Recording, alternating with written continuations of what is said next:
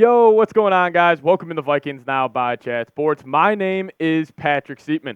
Coming up on today's show, Robert Kraft, Patriots owner, had some interesting comments on this upcoming NFL draft as he sounds like he may be open to trading down. And then also, there's a mock draft put out there by Bucky Brooks where he had the Vikings selecting Drake Maye at pick 11, not trading up for him. The North Carolina quarterback actually fell to them at pick 11. And then also, he had a pick at 23 for Minnesota. But let's just jump right into what Robert Kraft had to say about the Patriots potentially trading down. He says, as a fan, I'll put my fan hat on. I definitely would in terms of drafting a quarterback. But in the end, you can't win in this league consistently unless you have a first-rate quarterback and a first-rate coach. On the other hand, you're in different positions, and we've never been in the third draft position since we own the team. So in that quote, sounds like he's open to trading for or drafting a quarterback. But it's this that would intrigue me so much. And what happens is a lot of teams behind you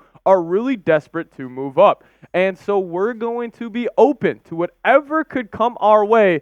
But in the end, I'll let that team make the decision what they think's best. And honestly, I think the best decision for New England would be trading back. And I got 4 reasons why I think New England would potentially say yes to an overwhelming haul coming to New England from Minnesota. Number 1, I just don't think this Patriots roster is ready for a rookie quarterback. You know, you don't want to throw a rookie QB into the fire, have him struggle early because the support system around him is not as strong, and it could cause the rookie QB to lose some confidence. But taking a look at the Patriots wide receiver group right now, shout out KJ Osborne, rocking wide receiver 2 in New England. Love him. Happy that he got paid over there. But you got guys like Kendrick Bourne, more of a wide receiver 2, more of a wide receiver 3. KJ, love what he's done in Minnesota, but he's probably more of a 3. DeMario Douglas, Juju Smith-Schuster, Jalen Reagor, Kayshon Boutte out of LSU. Like, they got a bunch of solid 2s or 3s, and overall, I just don't think this roster would be ready for a rookie quarterback. So that's more reason why I think that they would be open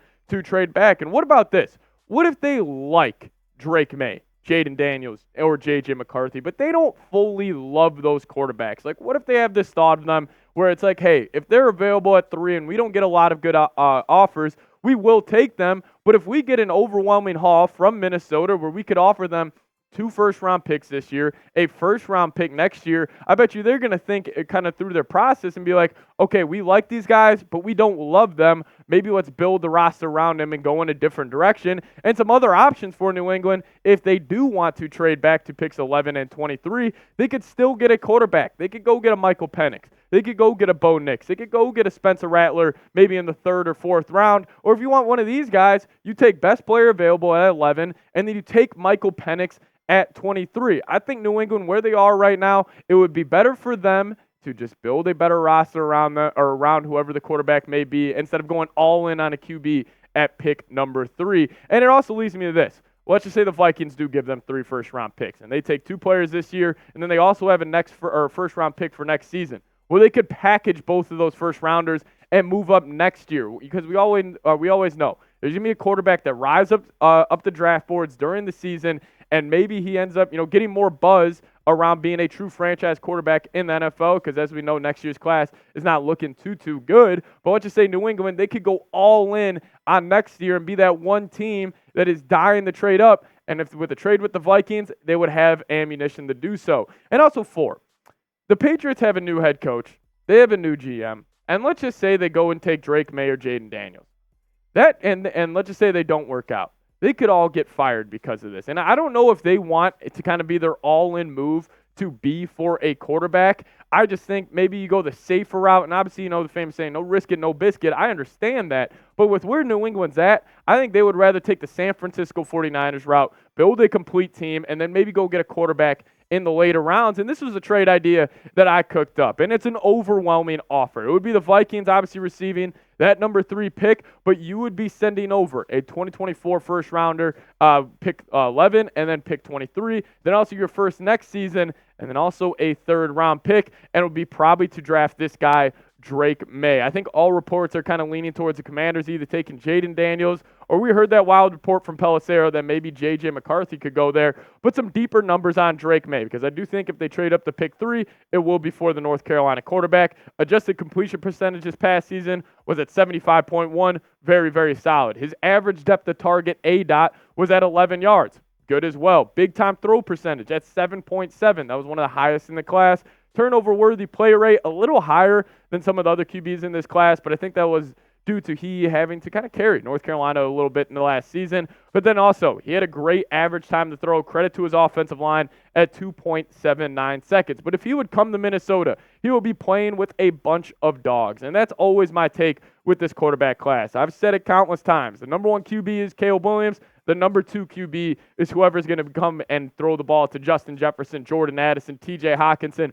Hopefully Minnesota has a run game this year with Aaron Jones, and then also Kevin O'Connell being able to sandpaper a young QB's game. And listen, I think Drake Maye is the biggest boom or bust prospect in this year's class. I think his kind of potential is that Josh Allen, Justin Herbert, those big body quarterbacks who have that mobile ability, can touch every blade of grass on a football field.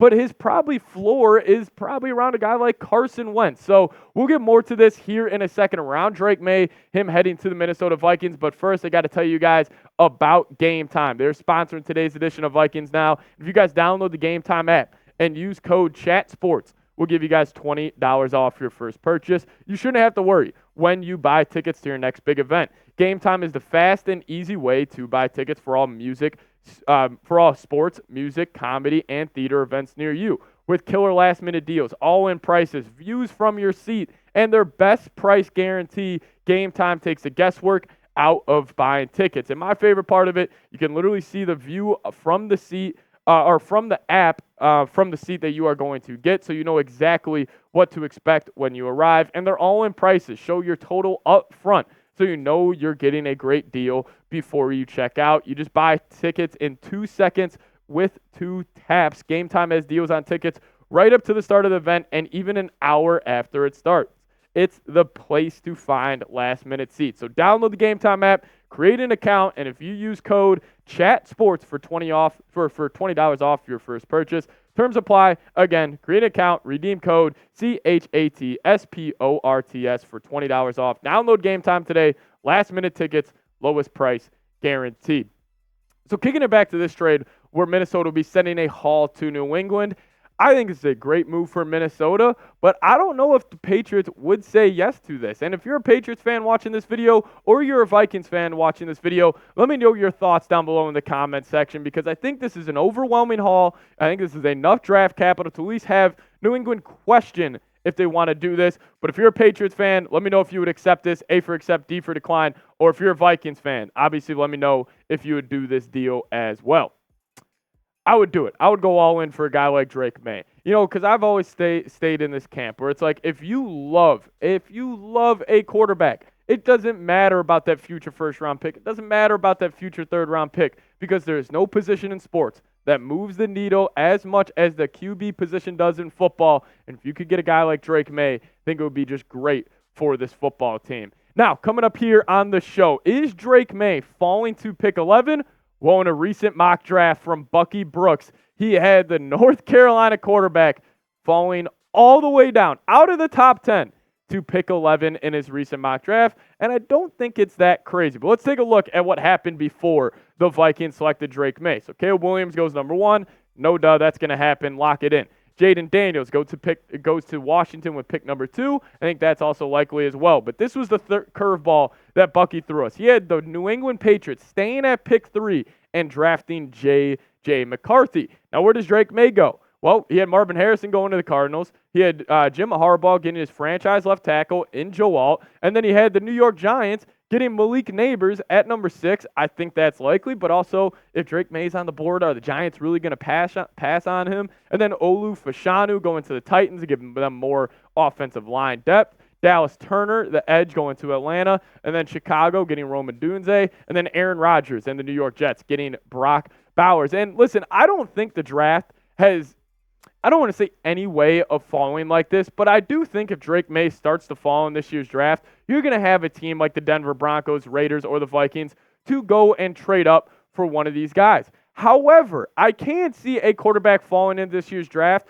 just because of the amount of talent that is on the board. Because if you're looking at, and you're the Cardinals, you're the Chargers, you're the Jets, like one of these top teams, and you see Brock Bowers, Marvin Harrison, Joe Olu Fashanu, one of these top edge rushers, are you really going to want that extra draft capital to trade back? Or are you going to want to obviously stay in that pick and take the blue chip prospect? But this would overall be a dream for the Minnesota Vikings. If the Vikings could somehow land a Williams, Daniels, Maye, or McCarthy at pick 11, we will be cooking here in Minnesota, because then that means that pick 23 that you got from the Houston Texans, you can go and draft a guy like Cooper DeJean. And listen, this was the pick that Bucky Brooks had for Minnesota, and I absolutely love it. If the Vikings could somehow pull this off, I would be all in on quarterback at 23, and I think Cooper's got big-time potential to play out here in the NFL. He's a freak athlete, moves very, very well, very fluid, very technically sound anytime I've watched him play. And he's had 41 tackles, 2 TFLs, 5 PBUs, and 2 interceptions last year. Overall, do I think he's a true lockdown corner number one? Probably not. But do I think he could be a great rotational piece and a true cornerback too? Maybe can take that top dog matchup every once in a while in the league? 100%. Because this Vikings cornerback room, you still need some more ammunition here. I like Byron Murphy. I like Shaq Griffin. I like Caleb Evans. Do I love any of these guys? Probably not, at least just not yet. I mean, I still want to see how Evans and Murphy continue to develop, and also a guy like Mekhi Blackman, I want to see how he continues to develop, because Brian Flores just continuously raves about him and just raves about the hard work he's been putting in. But if you could somehow get Cooper DeJean in this room, I'm feeling a whole lot more confident just about this Vikings secondary and the overall, defense in general. So this was Brooks' mock draft for Minnesota, and I must say, dream scenario. If this is the draft night one, I don't think this is going to happen. I think the Vikings are going to have to trade up to get their guy. But if this is the situation, what a dream scenario for the Minnesota Vikings. Round 1, getting Drake Maye. Round 2, give me Cooper DeJean. Why don't you guys grade the mock draft for me down below? Give me an A, B, C, D, or F. But anyways, guys, if we get any more reports on the New England Patriots trading back, Cardinals, Chargers, Commanders, whoever it may be, I want to be your go-to guy. So hit that subscribe button, lock us in as your go-to Vikings YouTube channel. See y'all next time. Skol Vikes.